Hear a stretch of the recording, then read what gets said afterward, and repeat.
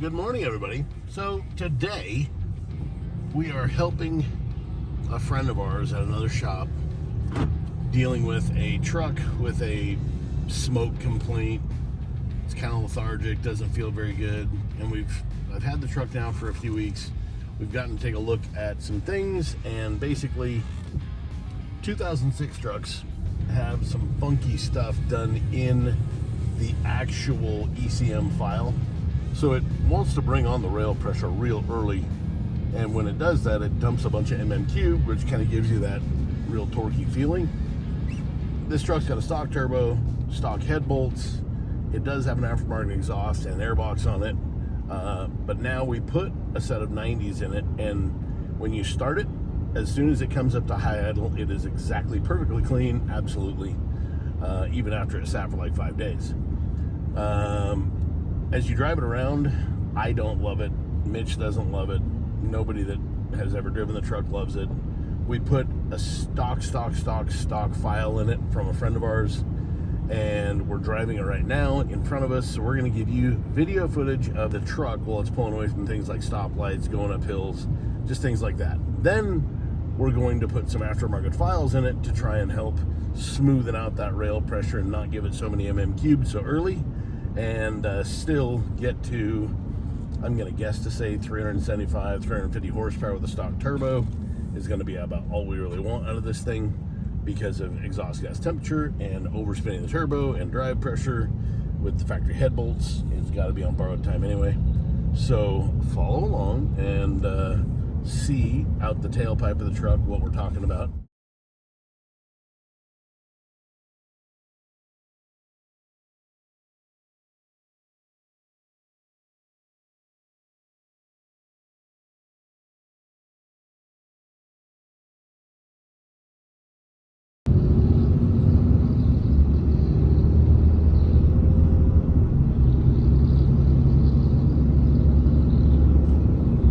Okay, so that hill that we just went up was not very steep, and it's not very long. It's maybe 1/8 of a mile long, and Mitch is just slowly rolling through the gears, trying to show you guys exactly how gross it can be.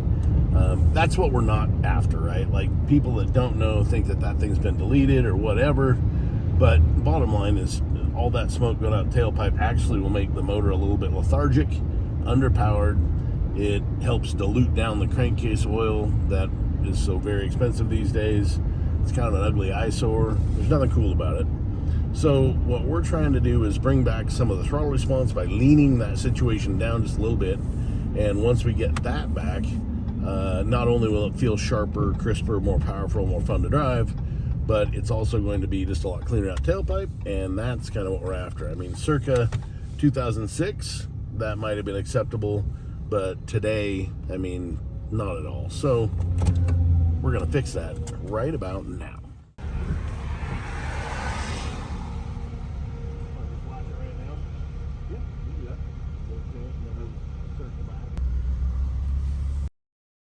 Okay, so right now what we're gonna do is we're going to flash that truck. Injectors in it are brand new out of the box 90s. The truck seems to be pretty okay. With looking at a gauge flickering and bouncing around, you're seeing kind of like screenshots of what the rail pressure is doing. But when you compare the gauge to the scan tool, actual and desired, you're seeing what the ECM is commanding, and you're seeing what the truck is really giving you. And since that is such a low voltage line, it's sending out that data to that gauge. The gauge is kind of goofing it up, and it's coming back to the truck. So it's going to mess the drivability a little bit. I'm going to recommend to my friend that's officially working on the truck. Outside of that, like, we've got 5 different tune options to play with. Unfortunately, that truck is a open rear differential, so we tried to put it on the hub dyno yesterday, and we failed because the hub dyno hates open rear diffs. So we're basically going to have to try and like butt tune this thing. Which the smoke and the drivability, this is the proper way to do that anyways. With head bolts and a stock turbocharger, like, we don't really want to get crazy with it. So we're going to have to use a boost gauge and smoke and a pyrometer to limit things to the choice of tune that we're going to pick forever. And once we finally pick that one, we're going to give him lower options, kind of like valet modes, up to whichever option is going to be the hottest one that I think is safe. And at that point, we will eliminate all the over options so nobody ever goes out and breaks this thing. If somebody ever wanted a little bit more, then we could actually open that back up and talk about it at that time. But it would be a turbocharger, and turbocharger for sure. Head bolts would have to be swapped out to head studs. Looking at this thing, I don't think the head's ever been off it, so I'm sure that the cylinder head already has some kind of banana shape to it from it being circa 2006 and 200 and some thousand miles old. I'm sure that it's not exactly flat anymore.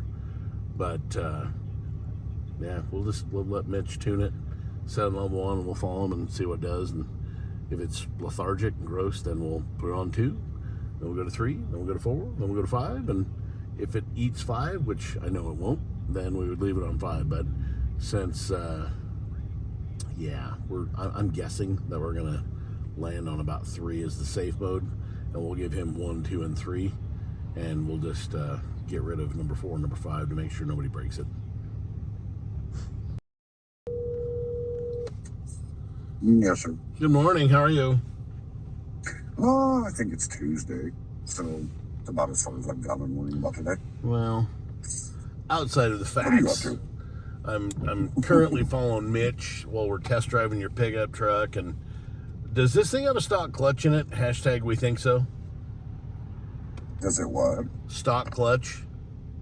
Oh, yeah, no, it's due for a clutch once we get it figured out. Okay, so it slips the clutch in level 2 now. We'll stop it at 3. That'll be his maximum potential. And yeah, like Mitch was not even driving aggressively, but just started to reel into it going up a hill with level 2, and it slipped the clutch really good. Yeah. So No, the clutch, I'm pretty sure it's still a stock clutch. It's literally on the list once we get this figured out. There's ladder bars and clutch. There's his next 2 items he wants. okay. And that will be followed probably by a turbo or compounds at some point. And head studs. This is all at some point, though, keep in mind. Yeah. So we should limit it at 2? Is that what I heard? Like, I heard 2. Nope. No? Limit it at 3. Okay. Yep. Okay. Okay, buddy. Cool. Catch you later. Cool. Awesome. Hey, thanks. See you. Bye-bye.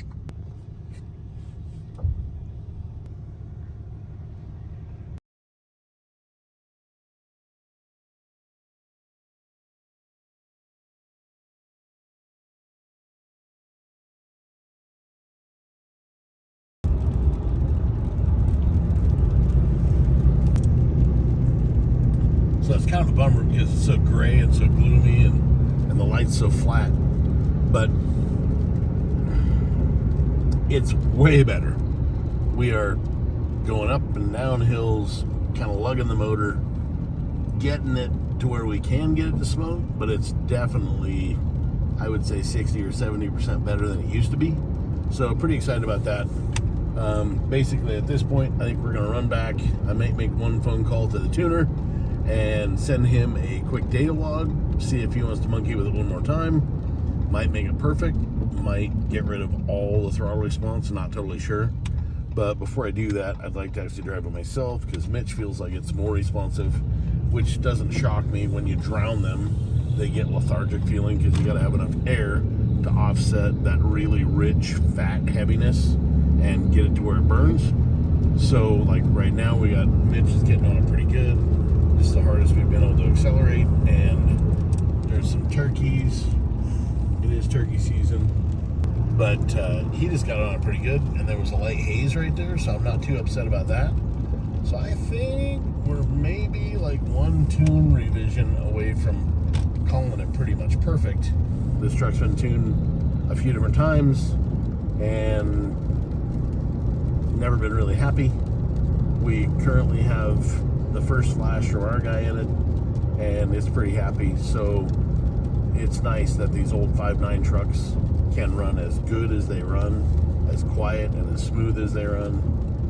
And I'm thinking like revision number 2, and we're gonna have this thing absolutely perfect. So I'm pretty stoked about that because potentially this guy, he could go into compound turbos after he gets a bigger clutch, get some head studs. If it was me, I'm telling you guys right now, this truck's got 200,000 miles on it. And I know that the cylinder head has a little bit of a banana shape to it because they shrink, and it wants to lift up on both of the ends of the cylinder head. So MLS gasket, you know, you give it 500 or 600 horsepower. Stock CP3 pump is going to be limited to about 600, and ultimately, like, what's going to happen is you're going to pop a head gasket out of it. So with all that being said, I really think that before somebody just throws studs in something like this, it'd be a little different if it was 30 or 40,000 miles old. But if it was my truck or my customer, I would recommend that we're going to do a new head gasket, we're going to do a set of head studs, and we're going to machine the head flat before we go ahead and throw head studs in it, because why not? We're already there. Like, let's just do this once. If the guy's going to go tow his camper or his boat or haul his family around for vacation, the last thing you want to do is ruin your vacation when you've got a bad head gasket. Drive pressure, boost pressure, make sure that you're checking those things. Compound, guys. If you're going to make 600 pounds or 600 horsepower with a truck like this, you could probably get away with 50 pounds of boost with a good set of compounds.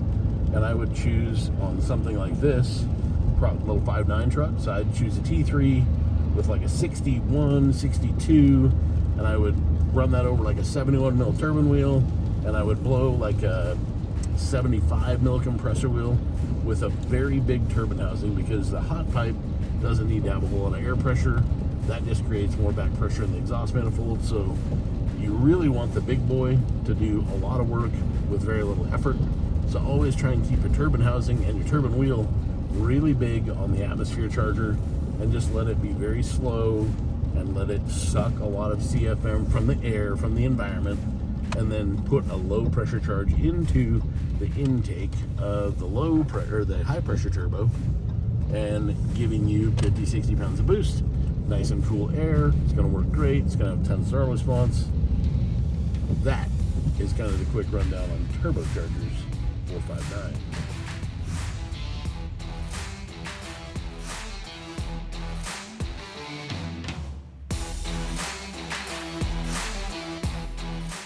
How do you feel about drivability? It's pretty good. I would like to drive it as well. Yeah, I was gonna say we should probably like hop in it and make that same route and see as a collective. Maybe we could give Morgan the office again for a little bit. You and I could go drive this thing, cruise around. I think that we should probably ask Tuner for one more revision. Okay. And see if he can tighten it up just a little bit more. I really want to get to a point, and now that we know how many microseconds it takes to slip the clutch, we can have that discussion with him. Yeah, right. And get his input on that. Yeah. So I did make 2 logs, so I can send those off to him as well. So you want to send him a log, and Morgan, you want to run up and do some catch up on stuff that you got, and then when we get this thing perfect, we'll come get you again. Sounds good. Right on.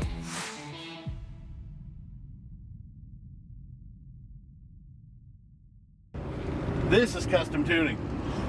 Getting a tune sent to you is not custom tune. That is somebody's cut, copy, paste nothingness.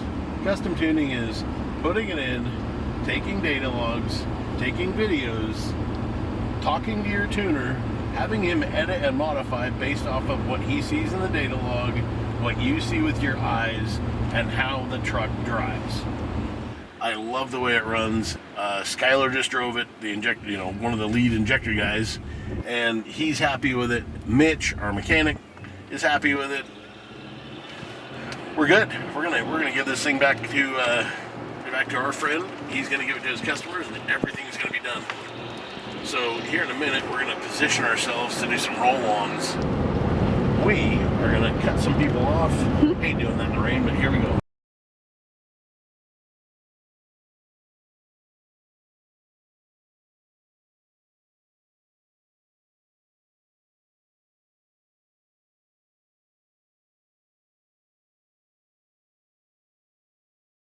We got a truck that, truthfully, that clutch is hanging on by its last little tiny thread. So we can't go for broke. We're not going to give it the beans. But the overall drivability of that pickup works so good now. It makes me happy, because all of these trucks, Ford, Chevy, Dodge, whatever, you go to buy a brand new truck right now and you're dropping 75 grand. And as you gain life experience, then people trust you with more things, and you become more valuable, and you're making 6 digits, then you can afford to go out and buy a new truck. But by then, your kids are now out of the early years of school.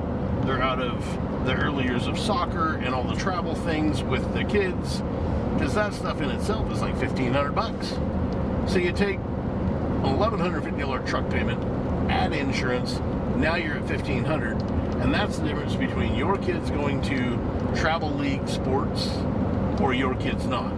Just by you latching on with your 2006 Dodge truck, your camp trailer, and you go get to hang out and make memories with family. Like, I love things like this, because when I was so young, I didn't do it. Like, I was so busy working all the time that we did that stuff, but I was oftentimes like more stressed about work than have any fun.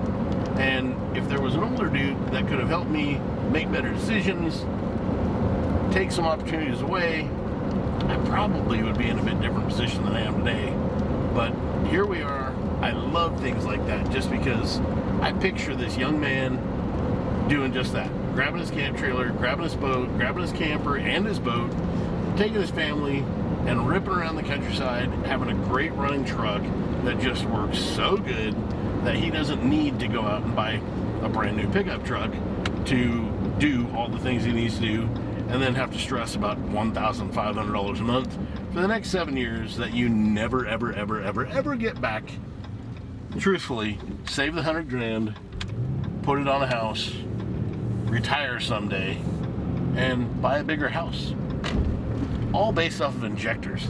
How did you think that was ever going to be possible to tie back up? But I just did. You're welcome.